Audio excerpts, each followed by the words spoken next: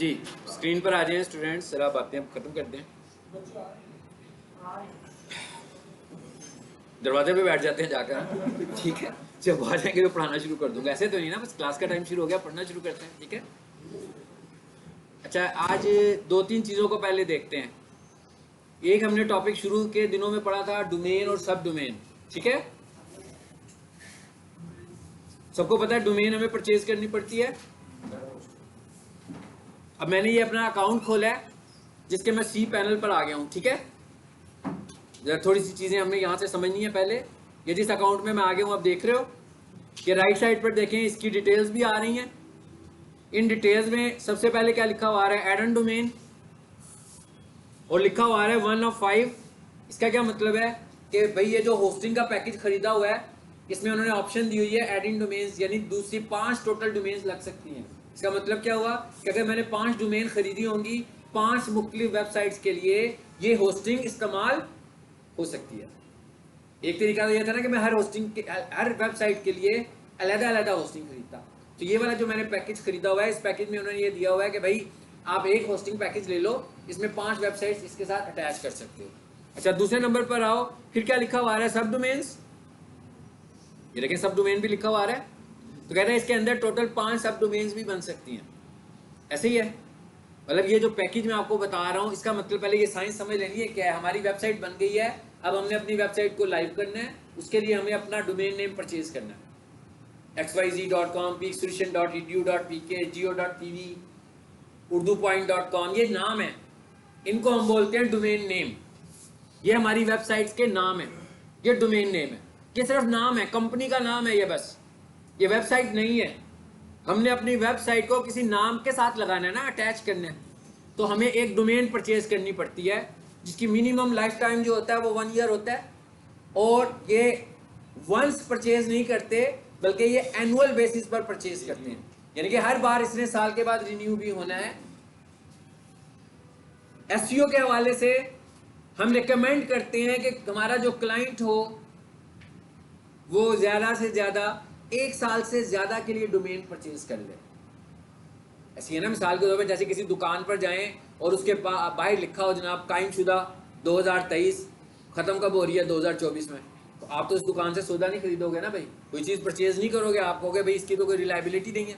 लेकिन अगर एक बिजनेस है जो आपको पता हो कि वो बन गया, अब वो कम से कम 6 साल के लिए तो किसी ने रजिस्टर करवा लिया, तो इसका मतलब क्या हुआ, 6 साल तक तो रहेंगे ना। तो ऐसी डोमेन्स जो ज़्यादा टाइम के लिए परचेज की जाती हैं, गूगल की एसईओ के हवाले से उस पर रिलायबिलिटी बढ़ जाती है। यानी जब मैं एसईओ कर रहा हूं, एक मेरा कंपटीटर ने भी एसईओ की हुई है, हम सब ने इक्वल एसईओ की हुई है। मेरी डोमेन 7 साल के लिए है, उसकी डोमेन 1 साल के लिए है। तो इसका मतलब क्या हुआ कि हमारी डोमेन की जो अथॉरिटी है वो ज्यादा है। कोई बात नहीं, मैं बात ही कर रहा हूं, इतनी देर में मेरा ख्याल है जनरेटर उनका ऑन हो जाएगा।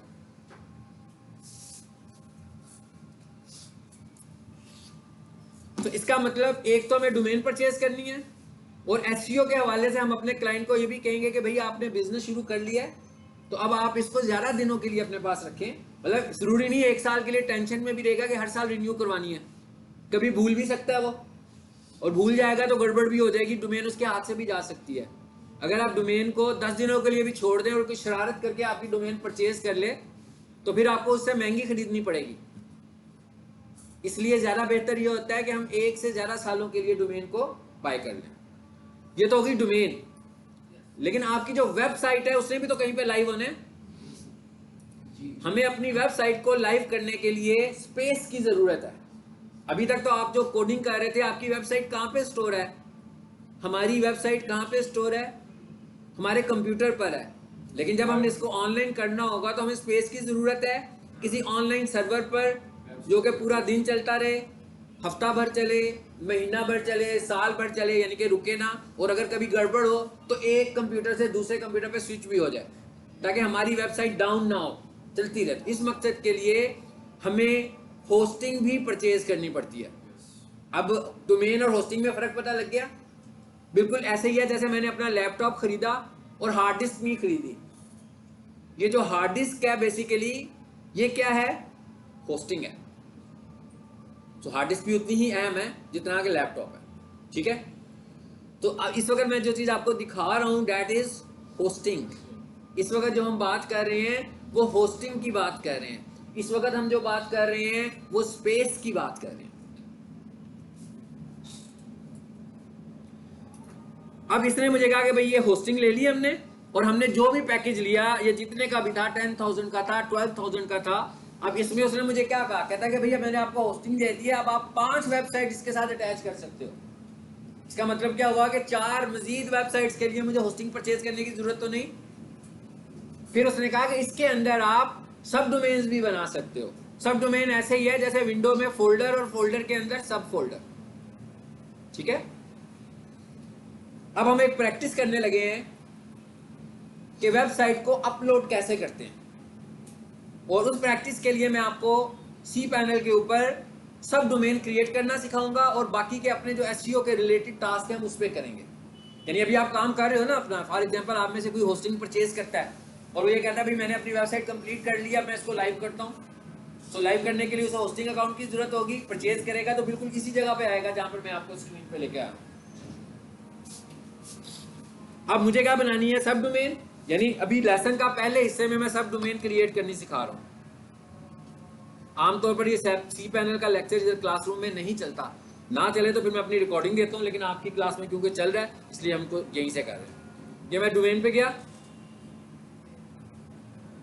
यानी मैं क्या बनाने जा रहा हूँ, सब डोमेन। तो मैं इधर मेन्यू पे आ गया हूँ, सी पैनल में आया हूँ, और यहां से मैं डोमेन पर आ गया हूँ। क्या लिखा हुआ आ रहा है जी, ये ऑलरेडी शो कर रहा है कि इस वक्त ये डोमेन्स बनी हुई हैं। इसमें दिखा रहा है के वाली है और एक ये वाली है। अब मैं एक नई सब डोमेन बनाना चाह रहा हूँ, डोमेन बनाना चाह रहा हूँ, तो ये लिखा हुआ आ रहा है, ठीक है ना, सबको नजर आ रहा है ना, क्रिएट अ न्यू डोमेन। इस पर आ जाए। अब ये देखें जरा यहाँ पर क्या लिखा हुआ आ रहा है, enter the domain that you would like to create. आगे लिखा हुआ आ रहा है my.example.com। ये भी मैंने शुरू के लेसन में आपको बताया था कि जो सब डोमेन होती है वो डॉट के साथ क्रिएट होती है। मतलब मेरी जो वेबसाइट है उसका नाम है xyz.com। ये मैंने डोमेन परचेज की है, लेकिन अब मुझे होस्टिंग मुझे फैसिलिटी दे रही है कि आप इसमें 3 सब डोमेन बना सकते हो। तो मेरी पहली सब डोमेन क्या होगी, a.xyz.com। दूसरी सब डोमेन क्या होगी, b.xyz.com। तीसरी सब डोमेन क्या होगी, c. ये तो मैं एक एग्जांपल दे रहा हूँ ना, नाम तो कुछ भी हो सकता है। तो सब डोमेन को मैं पहचान कैसे रहा हूं, डॉट के साथ। हम लोगों ने क्या पढ़ा था पहले, google.com। अच्छा, उसके बाद हम क्या लिखते हैं, maps.google.com। क्या होता है, गूगल के मैप्स पे चले जाते हैं। इसका मतलब क्या हुआ कि बेसिकली जो मैप्स है वो कहां बना हुआ है, गूगल की सब डोमेन पे। इसी तरह अगर आपने गूगल बिजनेस प्रोफाइल पे जाना हो, मेरा ख्याल है वो भी आपने पढ़ी हुई है ना, गूगल बिजनेस प्रोफाइल लिस्टिंग नहीं पढ़ी, ओके। अगर आप लोगों ने एड्स पर जाना हो तो फिर हम क्या लिखेंगे, ads.google.com। इसका मतलब क्या हुआ कि एड्स भी जो है वो उसकी सब डोमेन है। यानी सब डोमेन को पहचानने का तरीका मैंने आपको बता दिया। इसकी एक एग्जांपल करके देखें जरा, यहां पर आओ, यहां पर आकर जरा मैं लिख रहा हूं किसी वेबसाइट का, लिख रहा हूं जॉब्स एट ट्रस्ट स्कूल। चलो इस पर क्लिक करें जरा, वेबसाइट का नाम देखते हैं क्या आ रहा है। सबको पढ़ा जा रहा है ना, क्या नाम लिखा हुआ है वेबसाइट का, लिखा हुआ है careers.trustSchool.edu.pk। अब इसमें डोमेन कौन सी है, नहीं, दी ट्रस्ट स्कूल इसकी डोमेन है, और कैरियर जो है इसकी सब डोमेन है। मतलब उन्होंने अपनी मेन वेबसाइट के ऊपर अपनी जॉब अपॉर्चुनिटीज नहीं रखी हुई हैं, बल्कि उन्होंने क्या किया हुआ है, एक सब डोमेन बनाई है, उसके ऊपर ये रखी है। अब आपको पर्पस का पता लग गया। जैसे ही मैंने google.com लिखा तो मेन साइट पर आ गए। जब मैंने लिखा ads.google.com तो गूगल एड्स में चले गए, तो वो उसकी सब डोमेन है। जब मैंने लिखा maps.google.com तो गूगल मैप पे चले गए, वो उसकी सब डोमेन है। यानी किसी भी वेबसाइट, अब जैसे मैं जो वेबसाइट अक्सर आपको विजिट करवाता हूँ वो कौन सी है, प्रोफेशनल किचन इक्विपमेंट। चलें जी, यहाँ कर लिखें, ये वाला कीवर्ड भी लिखते हैं,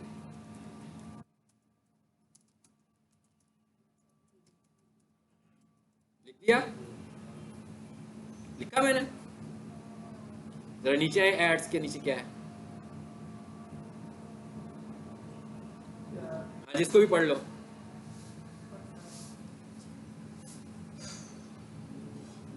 professional kitchen equipment dot DECkitchen.org, ये लिखा हुआ है ना।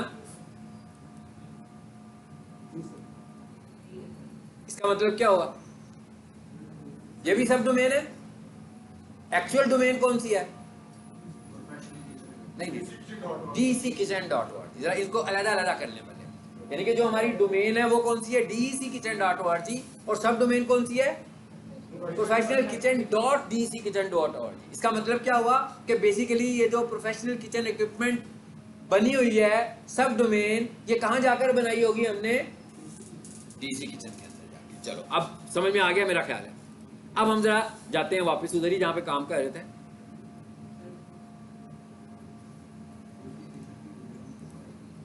जी, अब वो क्या कह रहा है? कहता भाई सब डोमेन बनाने आए हो, ठीक है? तो कहता क्या तरीका है? my.example.com। इस वक्त हम किस डोमेन पर हैं? इस वक्त मैंने जो होस्टिंग खोली हुई है वो खोली हुई है इसहाक आई के नाम से एक डोमेन है मेरे पास, ठीक है? तो इसका मतलब क्या हुआ? जो सब डोमेन बनाऊंगा उसके अंदर ही बनेगी ना। ये जो लिखा हुआ है ना .example.com, यहाँ पर क्या नाम आएगा? इस डोमेन का नाम आएगा जिसमें मैं आया हूँ। ये कौन सी डोमेन है? इसहाक आई हॉस्पिटल.com, उसमें आया हूँ। सो मैं यहाँ पर आकर एक नई सब डोमेन बना रहा हूँ, ठीक है? उसका नाम रख लिया जी मैंने टेस्ट डॉट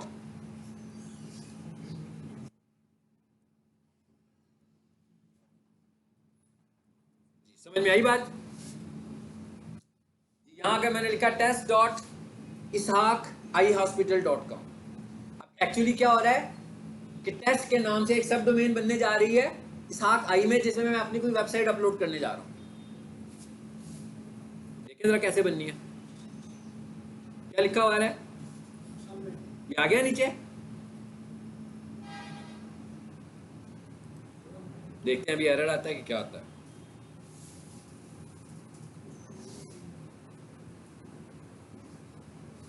थोड़ा जूम थोड़ा छोटा कर दो साथ।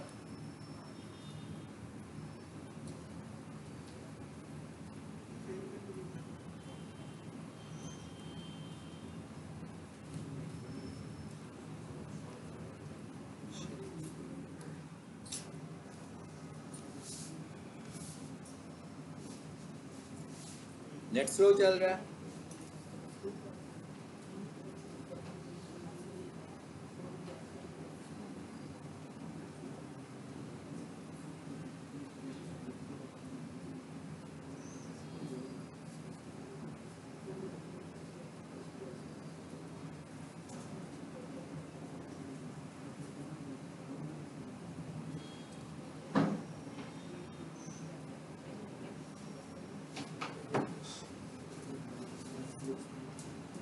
इसमें कुछ ज़्यादा ही टाइम ले रहा है। चलो जी, एरर एक आ गया, कोई बात नहीं है। ये यहाँ पर देखें जरा एक बटन बना हुआ है, इस पे प्लस पे क्लिक करो। इस बटन पे जो मैसेज है उसको भी पढ़ लीजिएगा। लिखा हुआ है शेयर डॉक्यूमेंट रूट। इसका क्या मतलब है? कहता है आपकी जो वेबसाइट है ना वो इस जगह पे सेव होगी, क्योंकि इस आगे यहाँ पे पड़ी हुई है। हम इसे ऑन करते हैं इस तरह, और इसको दोबारा से सबमिट कर देते हैं। और अब जरा वेट करते हैं। बन गई मैसेज, क्या है अब? इसका मतलब क्या हुआ? सब डोमेन क्रिएट हो गई, ठीक है? चलो अब अगला प्रोसेस क्या है? हम वेबसाइट अपलोड करने आए हैं ना, मैं कहता ताकि आपको ये भी पता लग जाए कि वेबसाइट कैसे अपलोड होती है। अब सब डोमेन तो हमारी क्रिएट हो चुकी हुई है, और सब डोमेन का नाम क्या है? इसहाक आई। इधर आ जा, सॉरी टेस्ट। इधर आए जरा, देखते हैं यहाँ पर टेस्ट कहाँ पर हमें मिल रहा है। पब्लिक को खोलो जरा, देखें इसके अंदर टेस्ट के नाम से कुछ चीज़ आई है कि नहीं आई है। एक स्टेप पीछे चलो।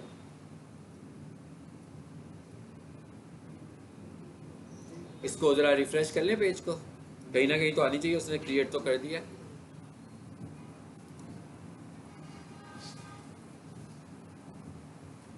यहाँ पर एक ऑलरेडी बनी हुई है, एक पब्लिक HTML में जाकर देखते हैं। अभी नहीं बनी, मेरा ख्याल इसमें थोड़ा टाइम लगेगा। एनीवेज हम दूसरी पे जो बनी हुई है ना मैं उस पर काम करवा देता हूँ आपको। इसमें काफ़ी सारी ऐड हुई है ना, शो नहीं कर रहा वैसे। जल्दी आ जाती है, पता नहीं क्यों अभी नहीं आई है। एरर भी नहीं आया। मैंने न्यू तो नहीं लिखा, नहीं न्यू अभी बनाई नहीं है हमने। अच्छा, यहाँ पर भी नहीं आ रही, लेफ्ट पे भी नहीं आ रही, नहीं आ रही। जरा होम पर आओ।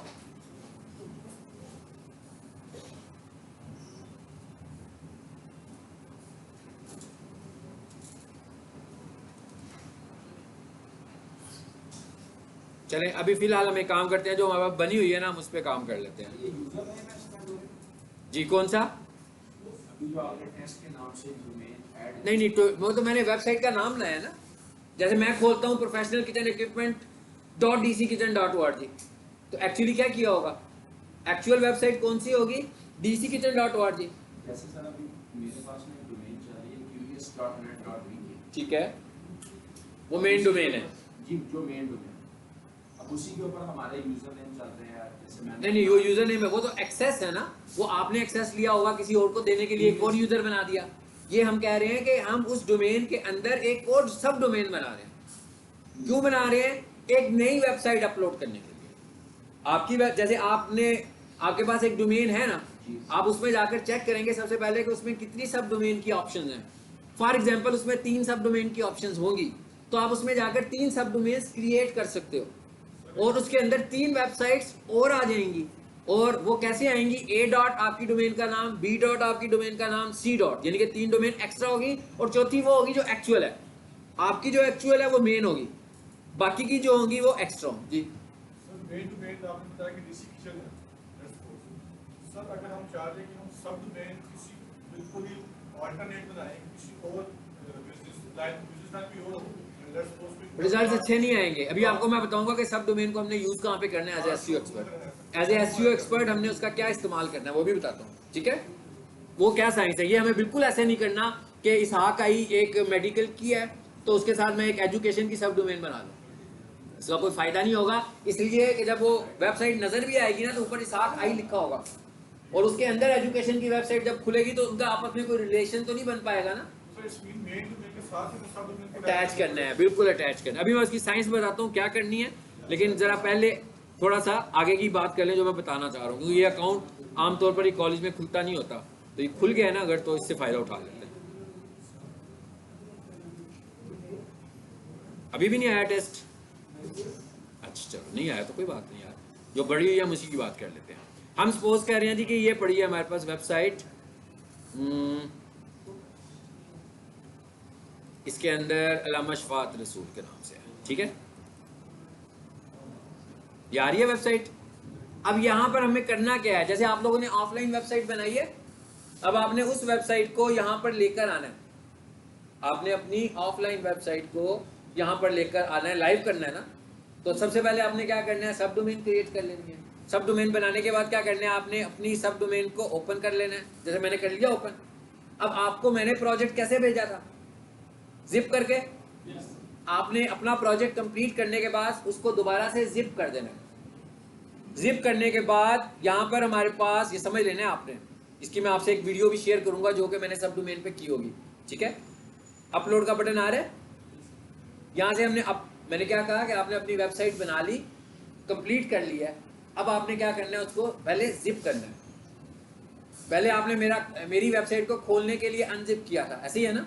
अब मैं कह रहा हूँ जब आपका प्रोजेक्ट कंप्लीट हो जाएगा फिर दोबारा से, इन्होंने मुझे भेजा भी था जिप करके, पता है ना आपको, तो जिप कर देना उसको दोबारा से आपने, और जिप फाइल को आपने यहाँ पर अपलोड के बटन से अपलोड कर देना। ये ऑप्शन आ गया अपलोड करने की, सिलेक्ट फाइल करेंगे और अपनी उसी जिप फाइल को यहाँ पे लाएंगे। वो अपलोड का प्रोसीजर चलेगा, 100% तक होगा, तो आपका प्रोजेक्ट यहाँ पे आ जाएगा। किस फॉर्मेट में आएगा? जिप फॉर्मेट में आएगा, ठीक है ना? उसके बाद आपने आगे क्या करना है वो देखते हैं। नीचे आओ जरा, इधर से वापस आ जाए उसी जगह पर, ये लिखा हुआ है कि वापस चले जाए उस पर। भाई ये वाली चीजें आपके एक्सेस में नहीं होंगी, मैं सब आपको एक एक्स्ट्रा चीज बता रहा हूँ साथ, ठीक है? ये आपको अगर याद रखना होगा तो आप इसको वीडियो से ही देखना, क्योंकि आपको ये उसी वक्त प्रैक्टिस कर सकते हैं जब आपने होस्टिंग बाई की होगी और आपके पास होस्टिंग का यूजर नेम और पासवर्ड भी होगा, अदरवाइज नहीं आप इसे यूज कर सकते। चलें जी, अब इधर आ जाते हैं वापस। अभी उसके बाद हमने अगले स्टेप में क्या करना है, अगले स्टेप में हमने ये करना है, ये वहां पर ले आया ना मुझे, यहाँ पर देखिएगा, यहाँ पर एक जिप फाइल आई होगी,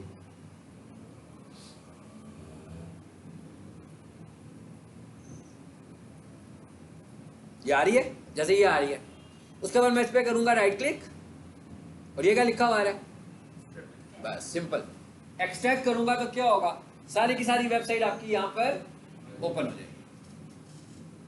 इस तरह हम अपनी वेबसाइट को अपलोड करते हैं। समझ में आ गई बात? ये तो था सिर्फ मैंने वेबसाइट अपलोड करनी, इसकी मैं एक वीडियो बताऊंगा जिसमें मैंने सारे स्टेप्स किए होंगे, ठीक है? क्योंकि यहाँ पर देखा ना अभी हमारे पास वो शो नहीं हुई है। वैसे हम लिखकर देखें जो हमने बनाई थी वो यहाँ शो हो रही है कि नहीं हो रही है? ऑनलाइन क्या कहता है उसको, क्या नाम रखा था? टेस्ट डॉट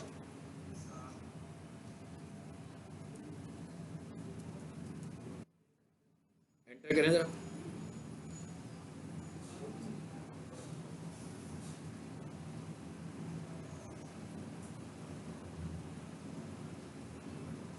देखिए पूरी की पूरी वही वेबसाइट दोबारा लोड हो गई है जो उसमें पड़ी हुई थी। हाँ, शायद ये नाम मैंने पहले यूज किया होगा इस वजह से उसने यूं किया, उसने एक्चुअल वेबसाइट ही दिखा दिया उसके अंदर, और अभी तक वो वहां पे मुझे नहीं दिखा रहा ना, ये फोल्डर नहीं दिखा रहा, ताकि मैं आपको प्रैक्टिस करा पाऊँ इसकी। ये देखें यहाँ पर आ रही होगी test.ishaq आ रही है। ये क्या लिखा हुआ आ रहा है? मैनेज, जरा देखते हैं कहाँ लेकर जाता है। अच्छा इधर ले आया इसके इधर लिखना, और ये कहता है कहाँ पड़ा हुआ है ये आपके पास, कहता है ये पड़ी हुई है ishaq-hospital.com। आगे देखें फोल्डर का नाम आ रहा है नजर आपको, जरा बड़ा कर दूं, इसको देख लेते हैं, मिल जाएगी हमें जी। पता लग रहा है कहाँ है? क्या कहती है? इसके अंदर $1 का फोल्डर है, वो सही तरीके से बनी नहीं है, इस होस्टिंग का कोई इशू होगा, ठीक है? इस पर ये इशू भी आने लगा हुआ है, देख रहे हो ना, तो इस वजह से वो दिखा नहीं रहा। एनीवेज इधर आओ जरा, वापस होम पर आए, यहाँ पर कहीं ना $साइन का फोल्डर उसने बनाया, ऐसे ही है ना, यही कह रहा था ना। चले इससे हम छोड़ देते हैं, इस तरह इसके साथ हम ही लगे रहेंगे। मैं आपको दूसरा लेक्चर अपना भेज दूंगा, इसको ज़रा छोटा कर लो। वो फोल्डर मुझे लगता है हिडन फोल्डर है। हाँ, नज़र नहीं आ रहा ना यहाँ पे, कहीं नज़र भी नहीं आ रहा। एनीवेज छोड़ दें, छोड़ दो, वो तंग करेंगे ना हमें। किसी की होस्टिंग अकाउंट है, गड़बड़ तो ना हो। मैं आपको दूसरा लेक्चर भेजूंगा जिसमें ये सब कुछ क्रिएट हुआ होगा, स्टेप बाय स्टेप क्रिएट हुआ होगा, ठीक है? अच्छा, अब एक्चुअली हमें यहाँ पर एक तो मैंने ये बताना था, लेकिन असल हमारा जो टास्क है वो यहाँ पर आने का कुछ और था। और वो टास्क क्या था? वो टास्क ये था कि हमने किस तरह अपनी वेबसाइट गूगल सर्च कंसोल में ऐड करनी है। Google Search console, Google Search console क्या है? ये भी गूगल का एक कंपोनेंट है जिसके अंदर हमें क्या पता लगता है? सर्च कंसोल में वो हमारी वेबसाइट को मॉनिटर करता है। सर्च कंसोल में जैसे यहाँ पर कैमरे लग जाएं तो क्लास की मॉनिटरिंग शुरू हो जाएगी ना, जहां पर भी उसकी स्क्रीन लगी होगी, क्लास का व्यू नजर आ रहा होगा वहां पर। सेम इसी तरह अगर हम अपनी वेबसाइट को गूगल को, भाई हम कह रहे हैं ना गूगल को क्राउल करो, हम कह रहे हैं गूगल को इंडेक्स करो, तो गूगल इन सब चीजों को देख रहे हैं। तो हमें सबसे पहले क्या काम करना है? हमें कीवर्ड रिसर्च करने, किसी का प्रोजेक्ट मेरे पास आएगा जब, तो मुझे सबसे पहला काम ये करना है कि मुझे उसकी वेबसाइट को सर्च कंसोल में ऐड करना है। कैसे ऐड करना है ये प्रोसीजर सिखाना था, मैं इसलिए यहाँ आया हूँ, ठीक है? अब सर्च कंसोल में वेबसाइट कैसे ऐड होती है ये देख लेते हैं जी, देखते हैं कैसे होती है। यहां से ना मैं एक नया जीमेल खोलता हूं, ये वाला खोल लेते हैं। चलो जी, अब हमें सर्च कंसोल में ऐड करना है, इसका मतलब है मुझे सर्च कंसोल में जाना है। सर्च कंसोल भी आपको मेन्यू में मिल जाएगा, बिजनेस टूल्स में सर्च कंसोल, जहां पर गूगल बिजनेस प्रोफाइल पड़ी होती है, इसकी बात कर रहा हूं।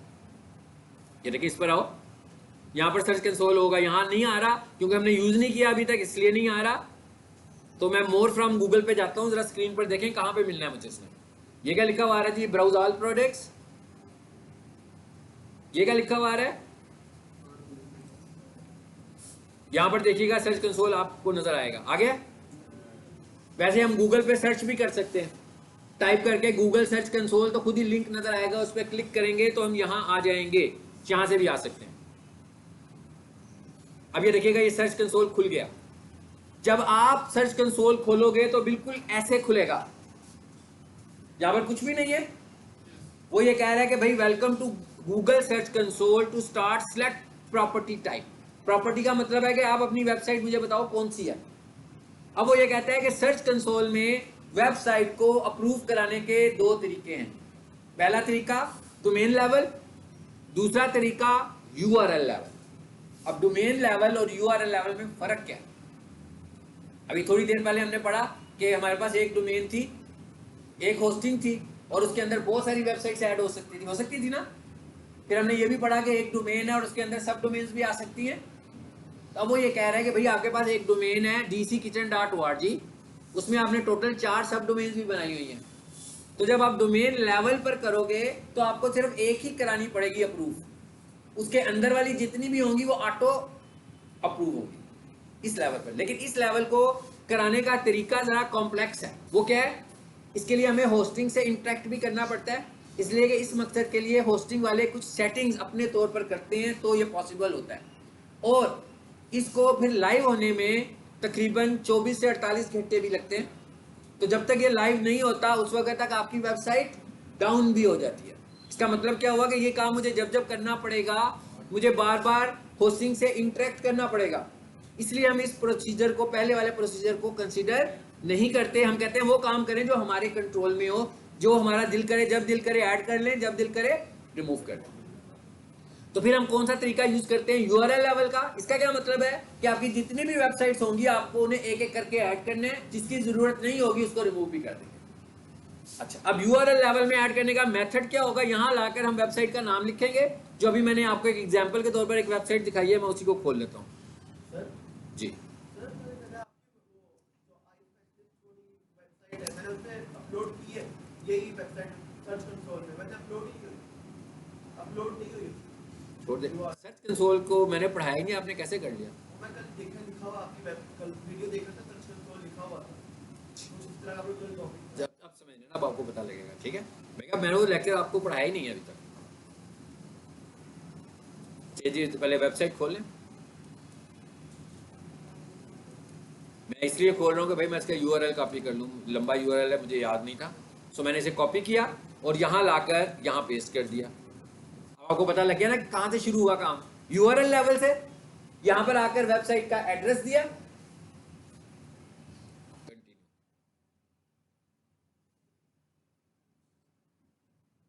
ये क्या लिखा हुआ है? Download file. इसका क्या मतलब है? कहता है भाई ये एक फाइल है, जैसे आपके मोबाइल पे वेरिफिकेशन होती है, कोड आता है, कहता है ये वाली एक कोड फाइल है, ये जाकर आप अपनी होस्टिंग में रख दें, जिससे मैं वेरीफाई करूंगा तो मुझे पता लग जाएगा कि वाकई आप उस वेबसाइट के ऑनर हैं। ये ऑनरशिप को चेक करने के लिए, क्योंकि जब मैं ऐसे तो नहीं है कि कोई भी बंदा किसी की भी वेबसाइट का सर्च कंसोल में ऐड कर ले, हर कोई तो नहीं कर सकता ना। हम उस वेबसाइट को ऐड कर सकते हैं जो हमारी हो, किसी की वेबसाइट को तो नहीं कर सकते। यही वो चेक कर रहे हैं ना कि आप अपनी वेबसाइट को प्रूव कराना चाह रहे हैं, तो आप कह रहे हैं ये मेरी वेबसाइट है, तो कहता है ये कोड कॉपी कर दें अपनी वेबसाइट पे जाकर। फिर मैं चेक करूंगा कि मेरा कोड आपने कॉपी किया, तो फिर मुझे पता लग जाएगा कि वाकई आप ऑनर हो। समझ आई? जैसे आपके पास वेबसाइट है, आप इसको सर्च कंसोल में सबमिट करें, ठीक है, क्योंकि आपके पास तो ऑनरशिप है ना, आप उसे जाकर कॉपी पेस्ट कर सकते हो। अच्छा, अब वो क्या कहते हैं? 2 तरीके हैं। कहते हैं एक तरीका क्या है, ये वाला, नीचे आओ जरा। दूसरा तरीका क्या है? एक पे लिखा हुआ है डाउनलोड फाइल, एक पे लिखा हुआ है HTML टैग। कहते हैं एक तरीके में तो ये है कि इस फाइल को डाउनलोड करो, जो फाइल मैं दे रहा हूं आपको, और इसको जाकर होस्टिंग में अपलोड कर दो, एक तरीका। दूसरा तरीका क्या कहता है? कहता है ये कोड है HTML का, इसे कॉपी करो और इसे अपनी इंडेक्स फाइल के हेड पोर्शन में लिख दो। मतलब दूसरा तरीका क्या है कि इसको हम अपने इंडेक्स फाइल के हेड पोर्शन में लिखते हैं। एक HTML टैग है और एक फाइल है, एक HTML टैग है, एक फाइल है, ठीक है। ये दोनों तरीकों में से अल्टरनेटिवली हम कोई सा भी एक मेथड इस्तेमाल कर सकते हैं। अब ये फाइल का नाम देखें कैसा है, ये आपको इसके नाम की शक्ल याद रहनी चाहिए। शुरू हो रहा है गूगल से, उसके बाद इसमें न्यूमेरिक्स भी हैं और डिजिट्स भी हैं। तो गूगल सर्च कंसोल की जो फाइल होती है उसका ऐसा नाम होता है, यानी उसके नाम में गूगल भी आता है, कुछ न्यूमेरिक्स भी होते हैं, कुछ डिजिट्स भी होते हैं। इसके लिए मुझे क्या करना पड़ेगा? फाइल को डाउनलोड करके वहां अपलोड करना है। और दूसरे मेथड में मुझे क्या करना पड़ेगा? दूसरे मेथड में मुझे क्या करना पड़ेगा? HTML कोड में जाकर कोड पेस्ट करना है। कोड कहां पर है जी? देखें जरा कोड किधर है। यह HTML कोड देखिएगा जरा,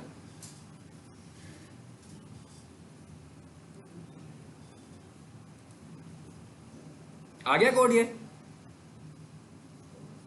हेड में होते हैं ना इस तरह के कोड, कह रहा है इसको कॉपी करो, अपनी इंडेक्स की फाइल को खोलो और उसके हेड पोर्शन में किसी भी जगह पर जाकर इसको पेस्ट कर दो।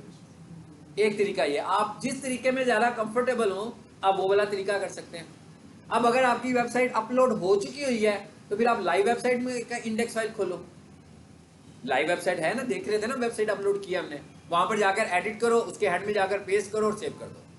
और अगर अभी तक आपने अपनी वेबसाइट अपलोड नहीं की तो पहले इसे कॉपी कर लो और उसके बाद आप अपनी वेबसाइट अपलोड करो और फिर वेरीफाई कर लेना। सो मैं कहता हूं भाई ये वाला तरीका नहीं यूज करते, मैं ऊपर वाला यूज कर लेता हूं। वो कौन सा है? फाइल डाउनलोड करने वाला। इस पर क्लिक करते हैं, ये डाउनलोड हो गई है, आ गई फाइल, ये देखें जरा, ठीक है। चलो अब वहां पर एक ऑलरेडी फाइल पड़ी हुई है, शायद देखें पड़ी हुई है कि नहीं पड़ी हुई है। अब आपने फाइल पहचाननी है, मैंने आपको उसकी पहचान कराई थी ना।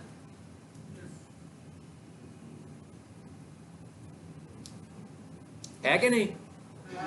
पड़ी है ना। चलो एक काम करते हैं, आपको समझाने के लिए इसको डिलीट कर देते हैं। कर दिया डिलीट का बटन,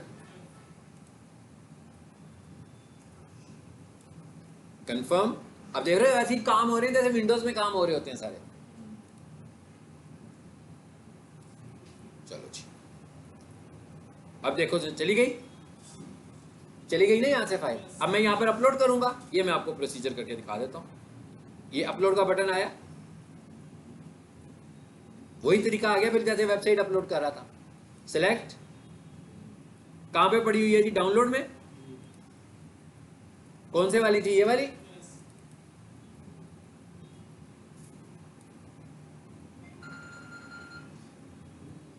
जी क्या हुआ?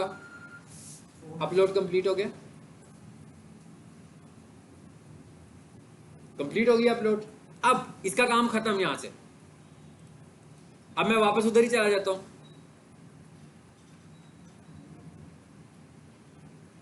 किस जीमेल में था भला? मैं इसमें था। चलो थोड़ा सा इसका जूम छोटा करें। अब वो क्या कह रहा है? कहता है भाई अपलोड करने के बाद जब आप उसे अपलोड कर लोगे उसके बाद आपने आकर क्या करना है?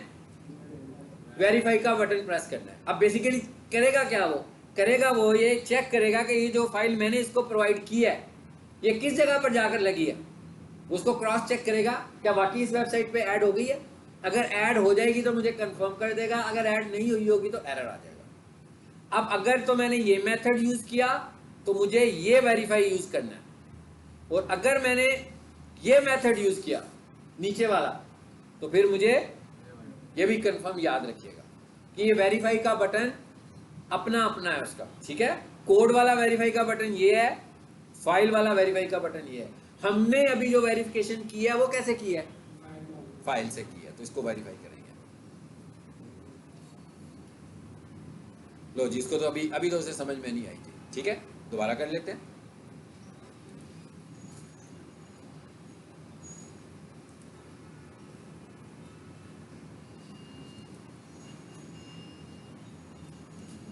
जी जरा चेक करें, यहाँ पर आइए। हाँ जी, जूम भी करते हैं, पहले मैं देख लूँ ना, मुझे नजर तो है ना। हाँ आ तो गई है, दो फाइलें तो नहीं पड़ी हुई, जरा ये कंफर्म कर लेते हैं। पहले मैं कंफर्म कर लूँ कि दो फाइल्स तो नहीं है यहाँ। नहीं, हम ना बेसिकली उसमें गए नहीं है ना, गलत जगह पर आ गए।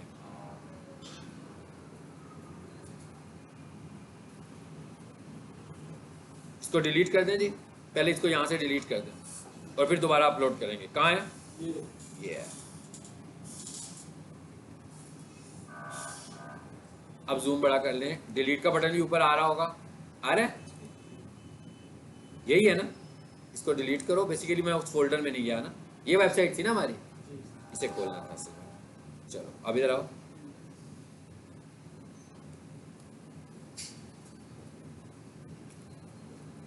जी यहाँ पर है, ये वाली है, तो इसको डिलीट कर दें।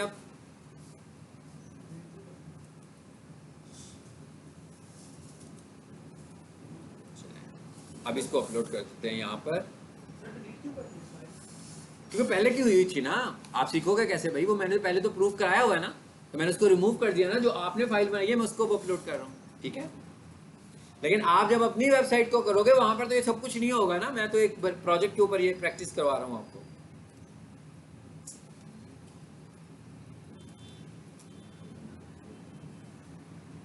अब इस वेबसाइट में आ गया ना, चलो यहां पर उसने क्या हो गया, अब आकर देखते हैं।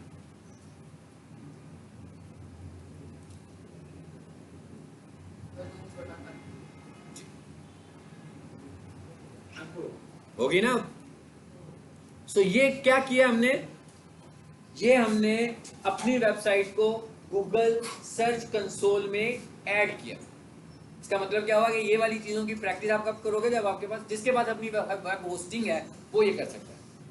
और वेब होस्टिंग जो मिनिमम भी आती है ना वो 10+ भी आएगी, ठीक है, वेबसाइट के लिए। क्योंकि सिर्फ वेब होस्टिंग से तो काम नहीं होगा ना, डोमेन भी लेनी पड़ेगी ना एक। हाँ, तो तकरीबन 10 से 15 हज़ार रुपये का खर्चा होता है। तो इसको याद रखने के लिए आपने मेरी इस वीडियो को देखना है, ठीक है, ताकि आपको कभी अगर ये करना पड़ेगा खुद से तो ऐसे करना है। और अगर फॉर एग्जांपल हमारे पास कोई प्रोजेक्ट आएगा तो फिर तो ये सारा डाटा उसका होगा ना, उसकी तो वेबसाइट भी होगी, उसकी होस्टिंग भी होगी, तो मैं उसकी इस चीज़ों का एक्सेस लूँगा तभी ये कर पाऊँगा। अब मैं कहाँ जाऊँगा आगे, ये क्या लिखा हुआ है जी, गो टू प्रॉपर्टी। आगे ये है गूगल सर्च कंसोल, एंटर हो गए हम गूगल सर्च कंसोल में उस वेबसाइट को लेकर। ये देखें आ गई ना वेबसाइट भी यहाँ पर। अब इसकी परफॉर्मेंस पर जाओ जरा, ये क्या हुआ, ये तो बड़ा सारा डाटा दिखा रही है हमें, दिखा रही है ना। उसकी वजह क्या है, उसकी वजह है कि सर्च कंसोल तो पहले भी बना हुआ था ना। आपकी जो वेबसाइट का सर्च कंसोल होगा वो पहले दिन कोई डाटा नहीं दिखाएगी, क्योंकि आप तो पहली दफा बनाओगे। मैंने तो अभी इसका पुराना सर्च कंसोल डिलीट किया, डाटा तो उसके पास था ना सारा, मैंने तो सिर्फ फाइल डिलीट की है, तो डाटा उसके पास था, इसलिए वो पुराना डाटा मुझे दिखा रहा है, ठीक है। तो ये तो अभी हमने देखा सर्च कंसोल में ऐड करना। अब सर्च कंसोल में ऐड करने का हमें फायदा क्या हुआ है, अब मैं जरा उस वेबसाइट का सर्च कंसोल आपको दिखाता हूं जिसको हम अक्सर सर्च कर रहे होते हैं।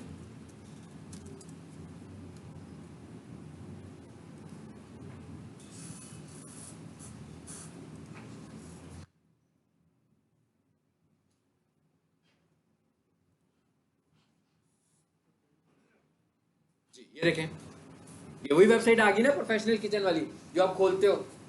ये इसके सर्च कंसोल के एनालिसिस आ रहे हैं हमारे सामने। क्या कहता है, कहता है भाई लास्ट 3 मंथ्स, इस पर क्लिक करो, यहाँ से डेट हम कुछ सिलेक्ट कर सकते हैं, लास्ट 7 डेज, लास्ट 28 डेज, और एक नया इन्होंने फीचर अभी ऐड किया, अभी रिसेंटली ऐड किया, ठीक है। कल क्या तारीख थी, 3 थी ना, तो कहता है मेरे पास मोस्ट रिसेंट डाटा जो है वो कल का ये पड़ा होगा। लेकिन याद रखिएगा सर्च कंसोल के जो अच्छे एनालिसिस होते हैं वो कम से कम हमें 28 दिन के करते हैं, और रिकमेंडेड हैं कि 3 मंथ्स, यानी 3 मंथ्स के बाद हमें सही एनालिसिस समझ में आती है कि ये हो क्या रहा है हमारी वेबसाइट के साथ। तो मैं यहाँ से 28 डेज लेता हूँ पहले, और उस पर क्लिक करते हैं। अब ये डाटा आ रहा है मेरे पास, क्या कह रहा है मुझे, कहता है भाई इसके अंदर टोटल आपकी इस वेबसाइट के अगेंस्ट लगे हैं 872 इंप्रेशंस। इसका क्या मतलब होता है, इतनी दफा नजर आई है वेबसाइट आपकी, यही मतलब है ना, 872 दफा। उसके बाद कह रहा है जब इतनी दफा नजर आई है तो उसके अगेंस्ट कितनी दफा लोगों ने इस पर क्लिक किया, तो वो क्या है जी 65। सो एवरेज CTR का क्या मतलब है, क्लिक थ्रू रेट। कहता है भाई इसका एवरेज क्लिक थ्रू रेट क्या है, इसका एवरेज क्लिक थ्रू रेट वो कह रहा है 7.5%।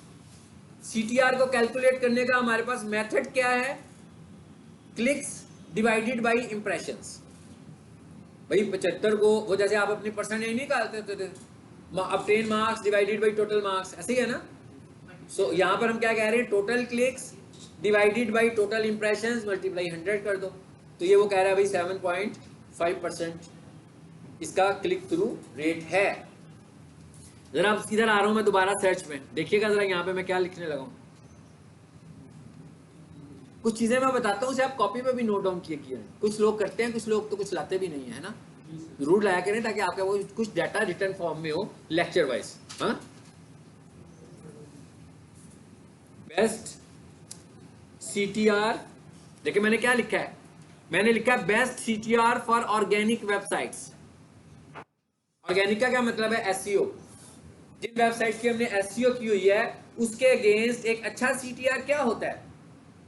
वो कहता है भाई एक अच्छा सीटीआर क्या होता है, ये मैंने सर्च क्यूरी लिखी है, ये मैं गूगल से पूछ रहा हूँ। हाँ, ये क्वेश्चन मैंने गूगल से किया, वो मुझे जवाब देगा इसका क्या होता है।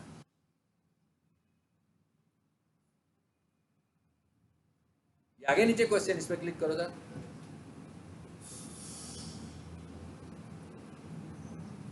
नहीं दिखाया इसने, ऊपर भी नहीं दिखाया। जरा इसको मैं छोटा कर दूं, ये कंफ्यूज कर रहा है।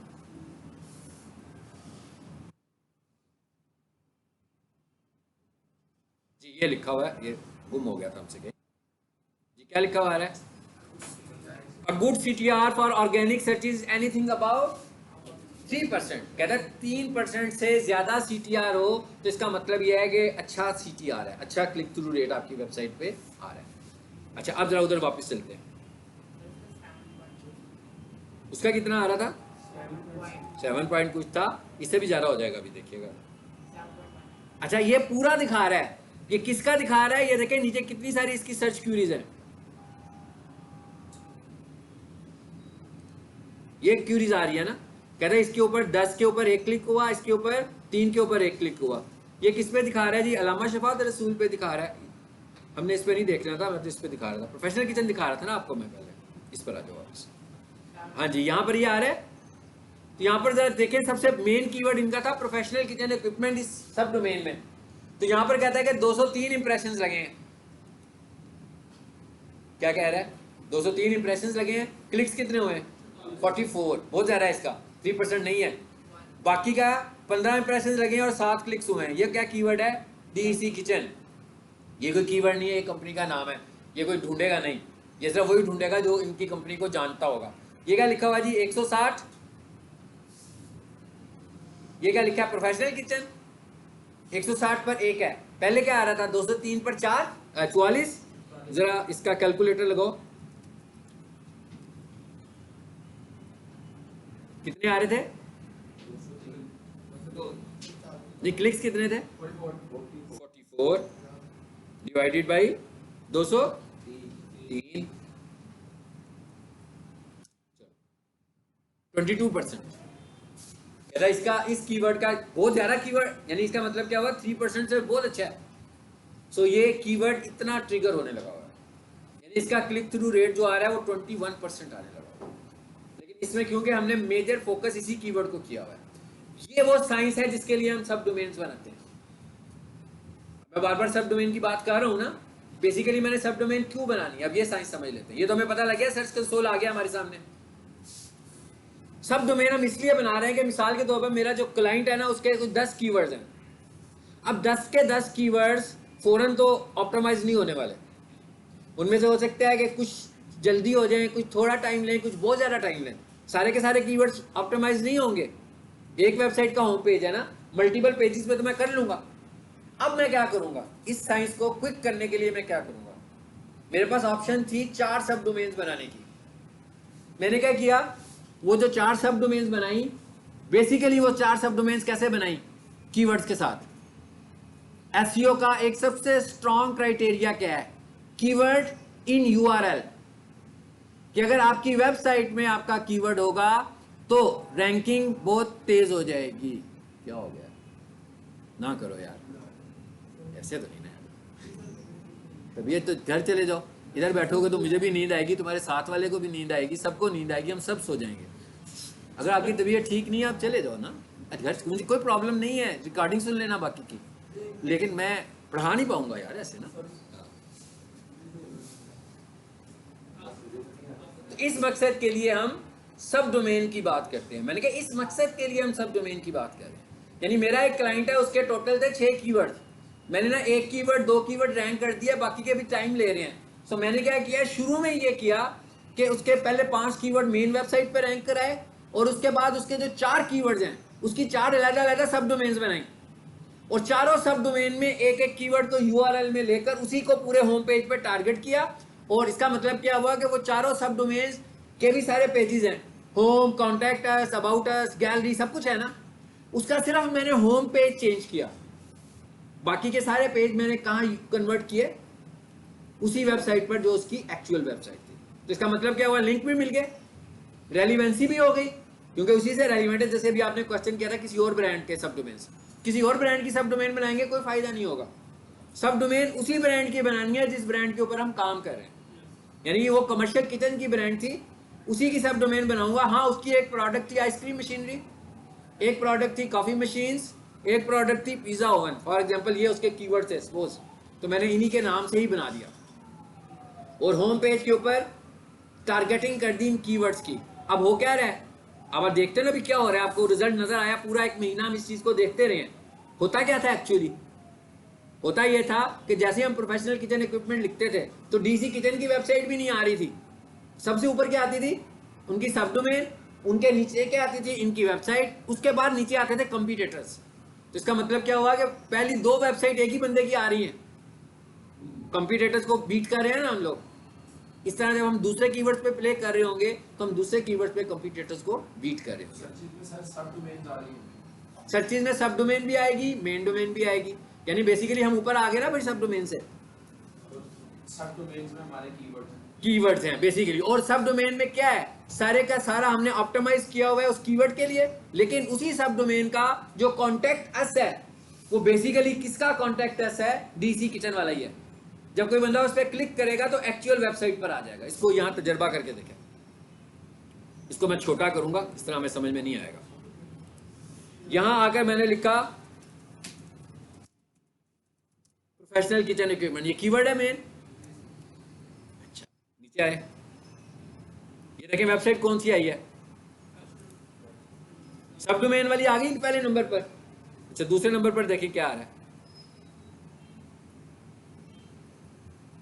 दूसरे नंबर पर उनकी मेन वेबसाइट आ गई, तीसरे नंबर पर उनका कंप्यूटर आ रहा है, ऐसे ही है। अच्छा, अब मैंने उसको खोला पहले वाली को,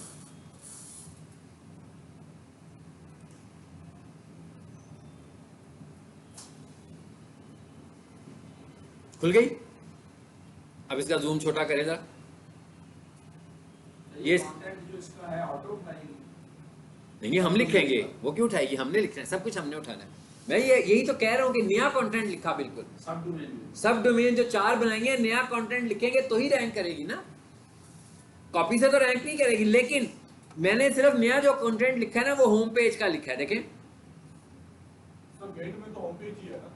हाँ, मैं वही कह रहा हूँ, होम पेज का लिखा है, लेकिन जो अबाउट का पेज है इसका, वो मुझे लिखने की जरूरत नहीं है इसकी। जब मैं अबाउट पे क्लिक करूंगा तो देखिएगा मैं कहाँ जाता हूँ। सब डोमेन नहीं, मेन डोमेन है, ये सब डोमेन है। मैंने कहा ये सब डोमेन है, नहीं समझ रही बात। वेबसाइट चेंज हो गई है कि नहीं हुई है, देखें किस में आ गए हम, डीसी किचन में आ गए। साइंस समझ में आई कि क्या किया हमने। हम ये कह रहे थे कि भाई टोटल थे 4 कीवर्ड, एक कीवर्ड को मैंने होम पेज से रैंक किया, बाकी के जो 3 कीवर्ड थे ना फौरी रैंकिंग करने के लिए मैंने उनको सब डोमेन पे लगा दिया। हर सब डोमेन का एक कीवर्ड। इसका मतलब क्या हुआ कि बहुत अपॉर्चुनिटीज हो जाएंगी उसके जल्दी रैंक होने की, और चारों अलग-अलग रैंक हो जाएंगे। dckitchen.org के रैंक होगी। डीसी किचन ORG तो रैंक हो ही रही है ना, लेकिन आगे तो उनकी सब डोमेन्स भी रैंक हो रही है ना। बेसिकली देखें, डीसी किचन नहीं किसी ने देखना, प्रोडक्ट देखनी है ना।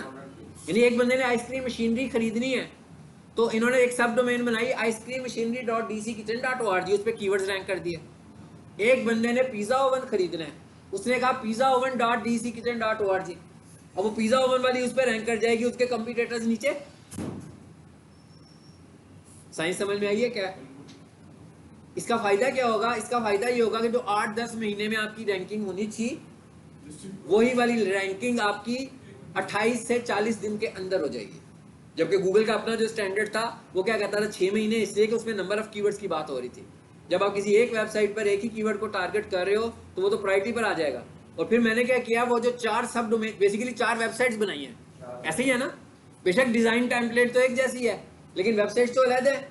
तो मैंने होम पेज सिर्फ नया डिजाइन किया, अबाउट अस मैंने कॉपी नहीं किया, अबाउट अस में मैंने लिंक ही मेन वेबसाइट का लगाया हुआ है, कॉन्टैक्ट अस में मैंने लिंक ही मेन वेबसाइट का लगाया हुआ है। देखे ना ये क्या खुल रहा है, खोली मैंने प्रोफेशनल किचन थी, अबाउट अस में गए तो अबाउट अस किसका खुला, डीसी किचन का खुला, और यही हमारी मेन डोमेन है।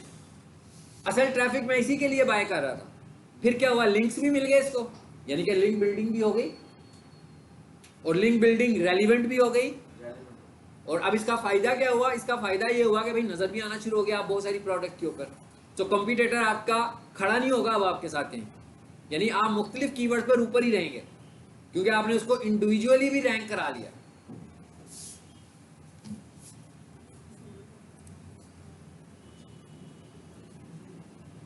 चलें जी, आज के लिए इतना ही काफ़ी है। ये हमने सर्च कंसोल को तकरीबन देख लिया। ज़रा लेफ्ट साइड पर आकर देखें, कुछ चीज़ें और हैं जो हम करेंगे सर्च कंसोल पे साथ साथ देखेंगे। अब आप ये देख रहे हो इसका पूरा एक मेन्यू आ रहा है ना, पूरा मेन्यू जिसमें पेज लिखा है, साइट मैप लिखा है। ये जो जो चीज़ें मैं पढ़ाता जाऊँगा फिर मैं आपको यहाँ पे लाकर दिखाऊँगा, ठीक है। बस एक चीज़ देख लेते हैं इसके अंदर, ये सेटिंग्स में आए ज़रा, दो चीज़ें हमने देखनी है। नंबर 1 ये क्या लिखा हुआ है, ऑनरशिप, इस पर क्लिक करें ज़रा। यू आर वेरीफाइड ऑनर,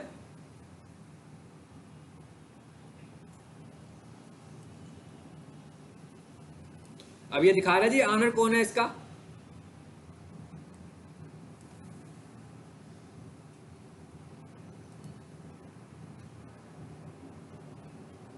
ये क्या लिखा हुआ है दूसरे नंबर पर, यूजर एंड परमिशंस।